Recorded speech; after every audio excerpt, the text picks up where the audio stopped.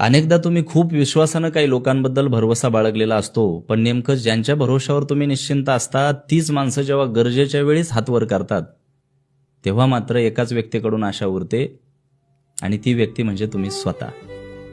जगानं फसवणूक केली, भरवशाच्या लोकांनी अपेक्षाभंग केला की सगळ्या इच्छा आकांक्षा स्वतःभोवती फिरू लागतात. आणि हीच ती वेळ असते जेव्हा तुम्ही स्वतःला स्वतःसाठी तयार करायला प्रवृत्त होत असता.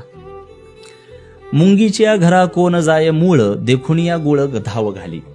समाजमानावर परमार्थबोध बिंबवताना स्वतःच्या कल्याणाविषयी आपण किती फोकस्ड असणं गरजेचं आहे हे सांगताना जगद्गुरू तुकोबार यांनी दिलेलं हे उदाहरण आहे. गुळ खाण्यासाठी ये म्हणून कोणी मुंगीच्या घरी निमंत्रण घेऊन जातं का?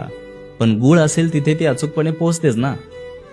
तसंच तुम्हालाही तुमचं हित कशात आहे हे स्वतःलाच ओळखायचं आहे. आता कोणाचाही भरवसा न बाळगता स्वतःची जबाबदारी स्वतः घेऊन आयुष्य जगायचं आहे.